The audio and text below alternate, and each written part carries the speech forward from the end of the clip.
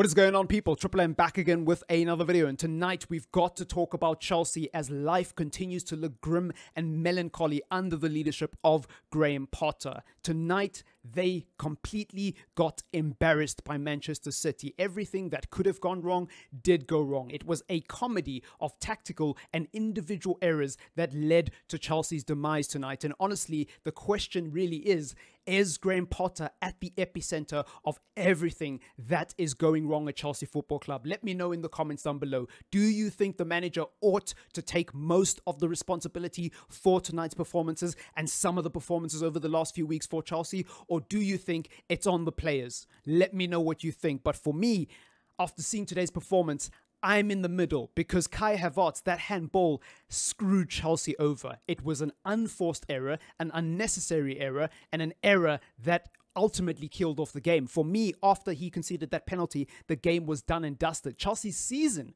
was done and dusted because remember, they're not really going to make top four unless you're a lunatic and you actually are deluded enough to think that there's a world in which Chelsea reverse their form over the next 6 months. It's just not going to happen. So they're out of that. I'm pretty sure they're out of the Carabao Cup. They're obviously not going to win the Champions League. And so the FA Cup was their only genuine opportunity at silverware. Their only genuine opportunity to find a bright light in what has been a very dark tunnel under Graham Potter and in parts under Thomas Tuchel, right? You extend it to Kuluali and the performance he had. This is somebody who was supposed to come in and be a world-class centre-back. Yes, there was question marks over whether or not he would actually adjust to life in the Premier League, especially at his old age. But for me, that's not the issue. There are principles in defending that are universal. Doesn't matter whether you're playing in the Serie A, in the Portuguese league, in the French league, in the Spanish league, or in the English league. There are principles of defending that are universal. And those principles seem to have fallen away from someone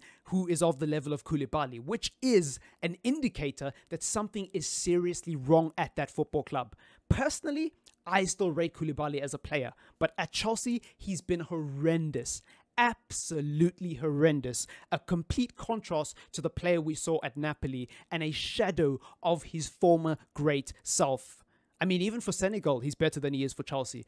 That says a lot. Then you move on to someone like Jorginho, a seasoned veteran, not only in the game, but in that dressing room. This is a guy who's won a Euros competition.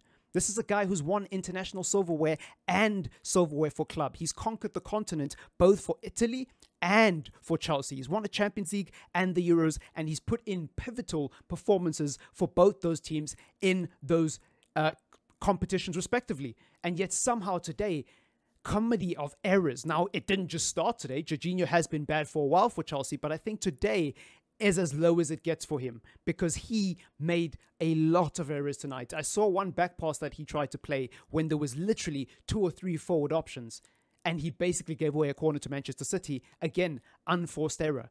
And you have to ask the question, how much of that is on Graham Potter?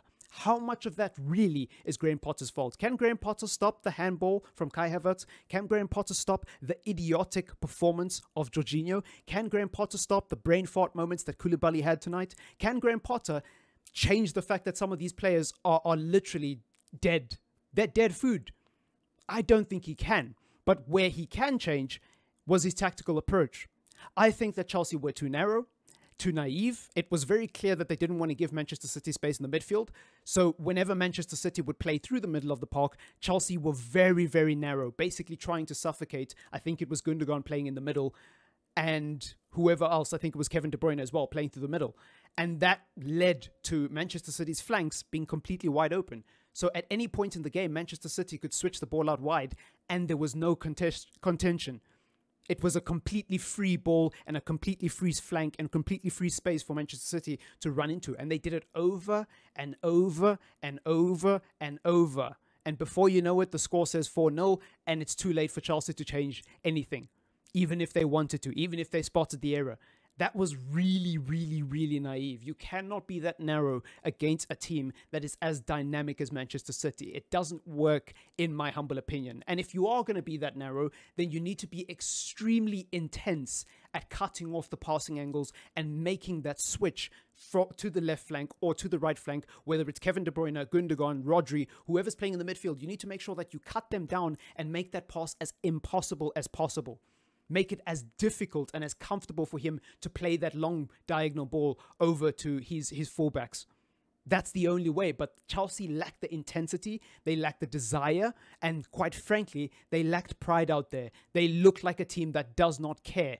And honestly, if I was a Chelsea fan, I would be really, really upset, considering they put in a much better performance midweek. It's almost as if they have a mental block against this Manchester City team, because I believe this is the third straight time this season that Manchester City have beaten Chelsea. It's absolutely crazy.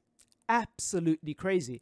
And it's funny because under Thomas Tuchel, he seemed to be Pep Guardiola's kryptonite. Chelsea seemed to be Pep Guardiola's kryptonite when Tuchel was here. So how poetic is that for people who feel Tuchel's sacking was unjustified, which is most of the footballing world, let's be honest. But other than that, I've got nothing else to say, man. I've got nothing else to say. I ended last week's video talking about how Chelsea fans need to be patient. Chelsea fans need to calm down. I'm not so sure anymore. I think it's panic time now. I think panic stations are in full swing. Just for context, before I leave, Chelsea in the last 10 games have only won twice. They've only scored in the last, I think since 3 games ago, they haven't scored. They've only had 1 clean sheet in the last 10 games. It's another flat performance, and it's backed up by the stats. It's backed up by their win-loss record. It's backed up by just the terrible season they've been having so far. This is not a surprise. This is not a shock. This is just reality for Chelsea Football Club. Anyways, it's been your boy TripleM. Leave a like on the video. Please comment. And also, don't forget to subscribe if you are new. Peace.